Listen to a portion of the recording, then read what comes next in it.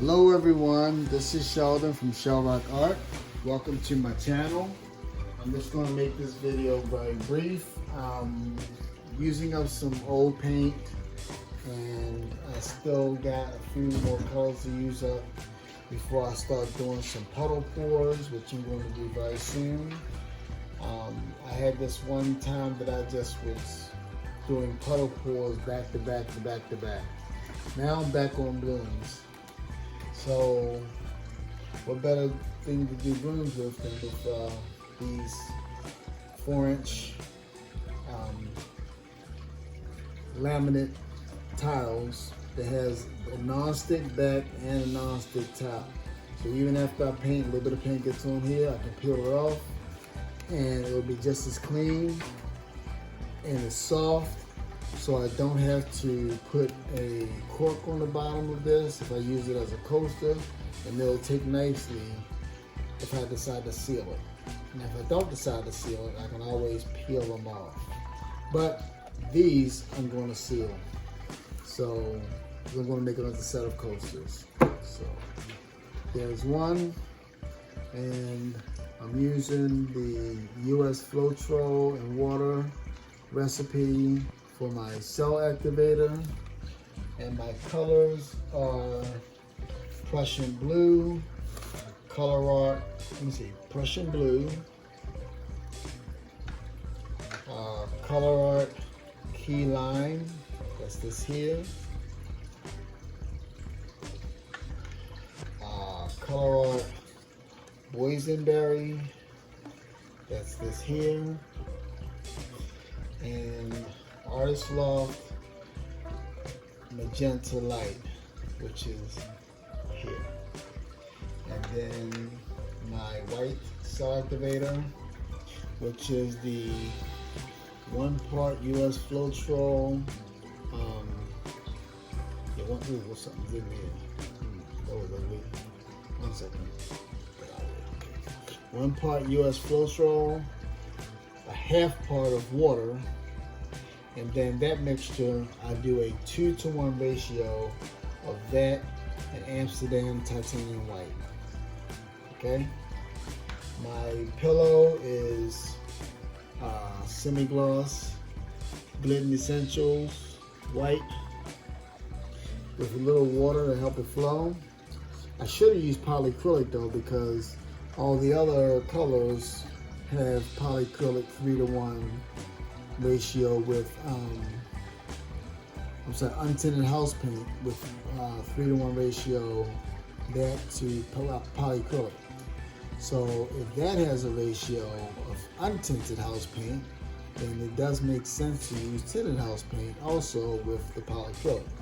I didn't think about that at first until I did some more critical thinking in my mind. That's how my brain works. I continue to try to figure things out, just to try to make things a little bit better than I've been doing before. So I'm getting started. So right here, I just did my pillow of white. Not gonna put too much color on it, because when I blow it out, the color will spread. So that's the Prussian blue,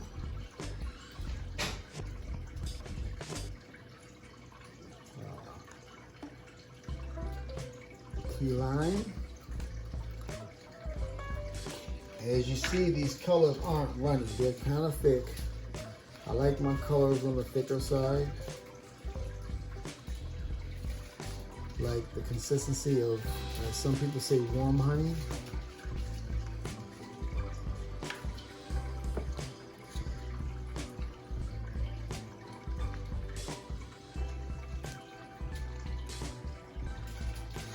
And even if you used Australian, the Amsterdam paint and water, you don't water it down to make it so thin that you lose your shapes to your cells. You want the paint to still have some sort of viscosity to it. So you want to be thinner than the colors you're putting on your pillow. And when it's thinner, what will happen is that it'll create little pop a bubble. it'll create a slight halo in the cell activator. There's a slight halo around it. So that's how you know it's thinner than the other colors. If it's too thin, the halo will be much wider halo. You'll see it start to absorb the other paint very quickly. So even though this has a little bit of a trace on it, it will still make a bit of a pillow because it's thinner than this. And it definitely gives some solidarity to the cells. So I'm gonna blow this out.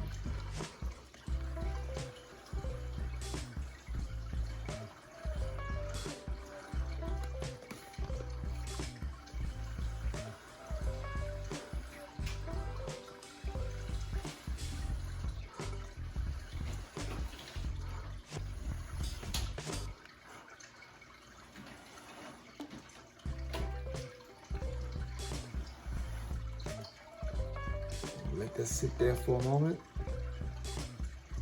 Let that all collect back together.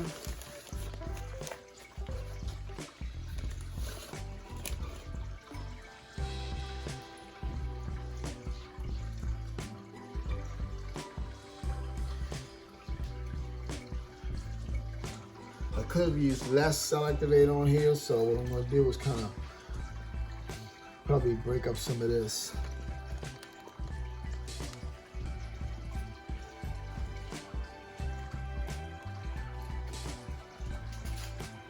Just to wake up a few cells like that. But I always blow slowly when I do that. Yeah, I'm gonna let that come back together as well.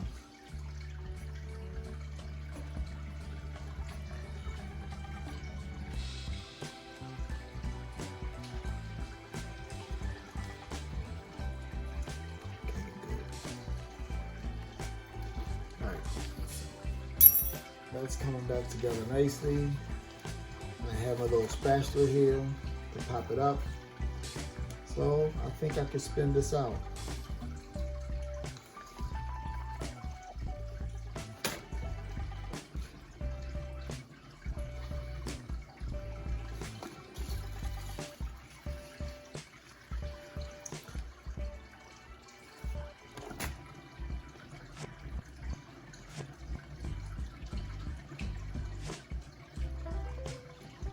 Now, I've done these many times, so they will dry nicely. I've had a lot of questions about how it dries, and they dry very nicely.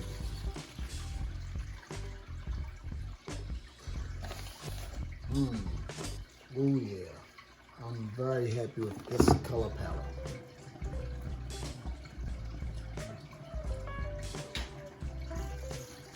And I'm learning that if you start off slow with your spin, you can control how the paint begins to spread. And then as the paint gets thinner and thinner on your tile or on your canvas, you can spin it faster as the paint gets thinner. Because you need to have that speed to get the rest of the paint off. But not quite so in the beginning. Just spin a little bit slower and it'll start to spread. Just a little tip. So, pop him up. And I want to show you how that one turned out.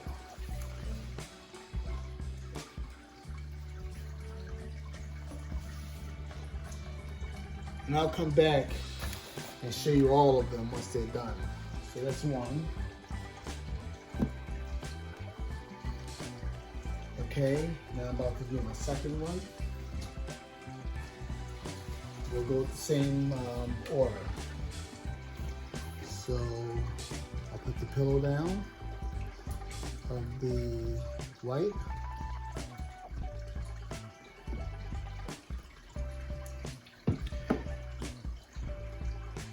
Then Prussian blue.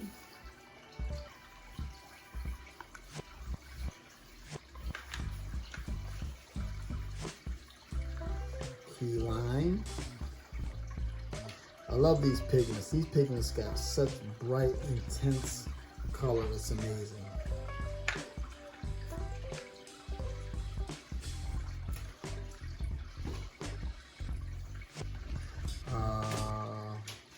Boysenberry.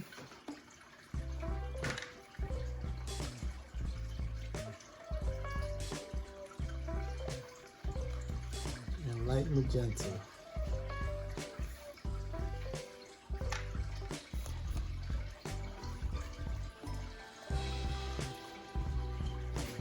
My cell activator. And we blow out.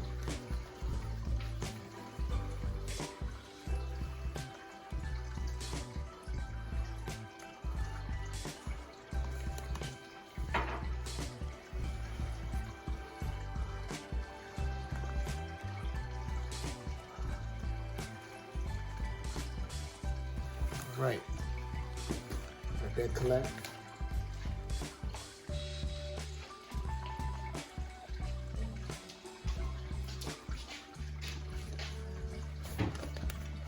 Straw in the middle.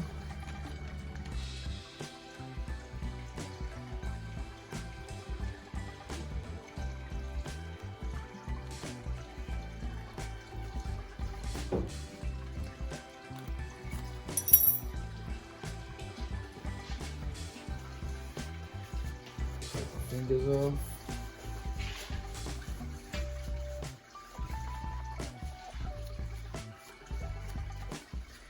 Yeah, there's a lot of cells in that.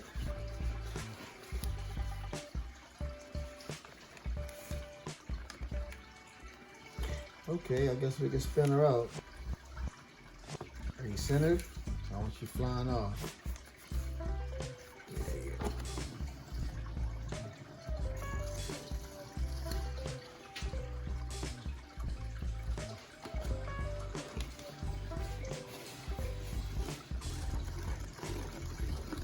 After a while, this becomes fun. It's almost like a video game. Well, back in the 70s, we used to have that spirograph thing. I just bought one for my grandson. It was so much fun. Look at that round. But, ooh, there's a baby. So let me pick her up. Him up. Well, since I'm a him, I'm gonna pick her up. How about that?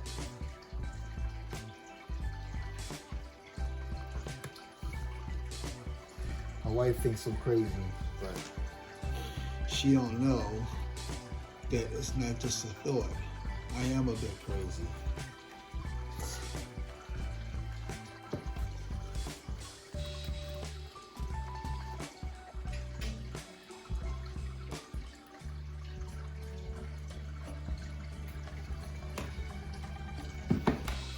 So in case you're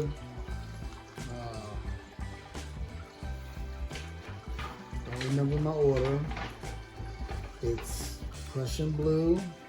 That's if you like this color palette. Key lime. And ironically, I did not use any interference colors on this one. But I think the shimmer from the two pigments here, the Boysenberry and the key lime, actually gives it a nice look to it. So, now I fell in love with the interference colors, but sometimes you don't have to have them in everything. I got a little heavy-handed on the magenta on this one, so I hope it still turns out as close as the other one.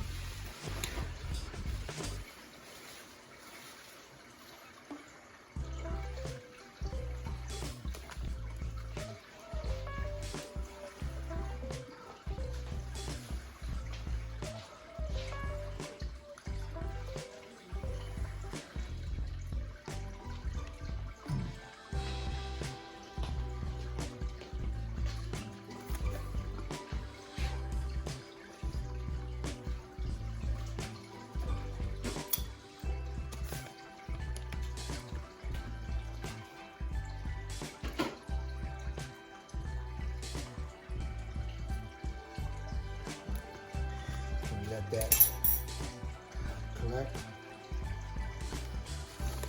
Let those cells develop. It's cool how it looks before you spin it. You start to see the way things go.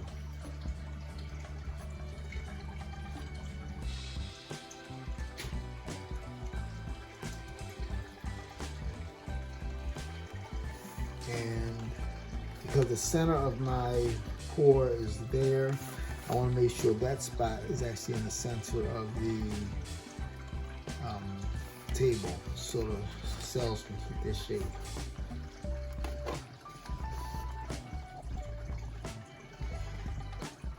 Unless I want some nice odd looking shapes or some colors that they're pulling to one side, I like to keep my puddle in the center of my spinner.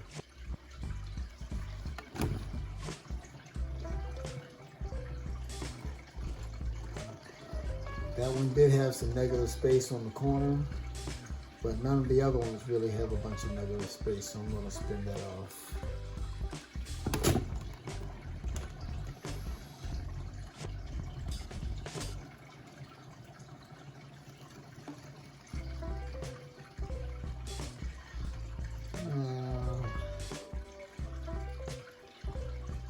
One more time.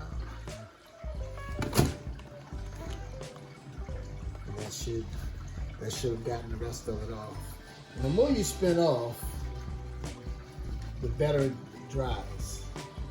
It dries quicker and you have less cracks. You don't want to leave a lot of paint on your canvas or your tile or your wooden panel or your MDF board or anything else that you're using.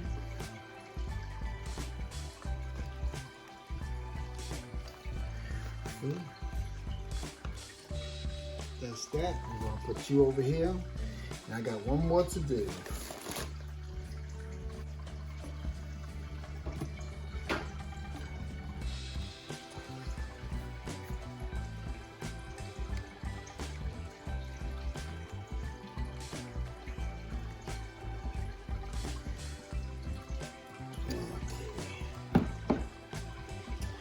So I hope this video really inspires those who cannot afford the Aussie floetrol or find it unavailable because of their region or because of how shipping and all goes.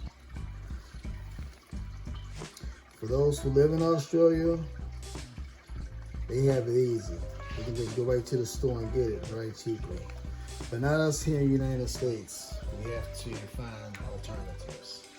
So I've been working on this alternative for a while with the help of a video from Molly at Artistry. I did not want to take all the credit for this discovery because I learned it from watching the video from her. So I give credit where credit's due.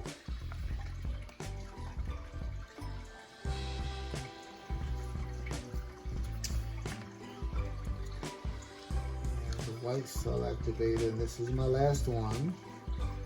And then I'll get you down for a better look.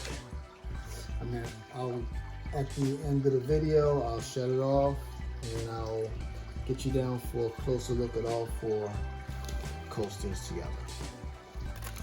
Pick you up. Oh, just to show you the kind of halo it makes. It makes a bit of a halo after sitting there for a while, but the halo continues to grow as it sits because it's sinking very quickly. So I have to blow this out.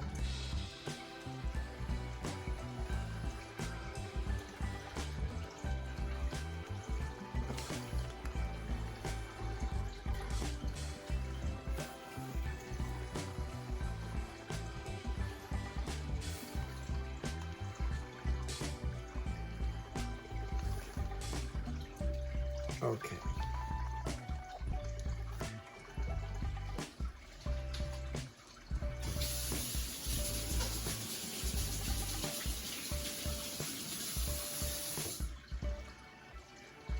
One thing I am learning is that you don't have to overblow.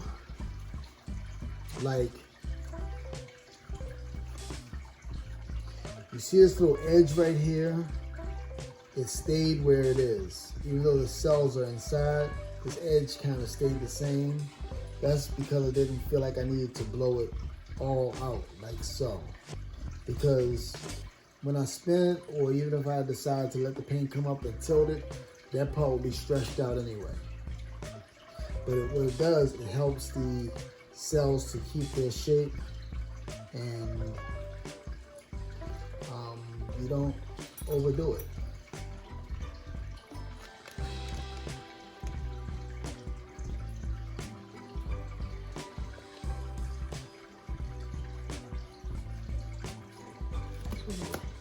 Break some of that up a little bit. Break the surface while it collects. All right, so I guess I could spin her out too. Put it in the center. I always want my cell activator in the center.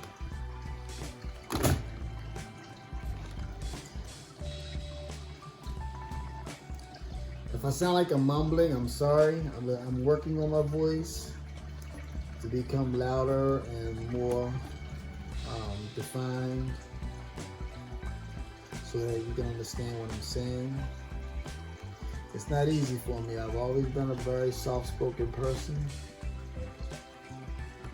but I'm working on that.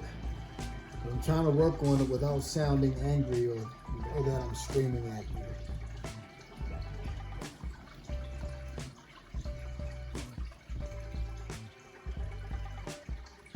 Okay, so that was the last one. I'm gonna pop this up, bring it onto the side. I'm gonna give you a look first, take it over to the drying table, and I'm gonna cut the video off for now, and then I'll cut it back on when I'm done. So that's the last one there. All right, I'm gonna take it to the drying table, and I will see you in a few. Hello everyone, this is Sheldon again. I'm down showing you the final results for these coasters I just poured. And so there you have it there. There's one, there's two, there's the third one, and there's the fourth one. So thank you for watching, and please like and subscribe to my channel. And I will be doing some flip cups, some tree ring pours, and maybe some pearl or puddle pours with the dump and swirl. I'll be doing some different things, some more experiments, and other goodies. So please, until then, stay safe and happy pouring. Good night.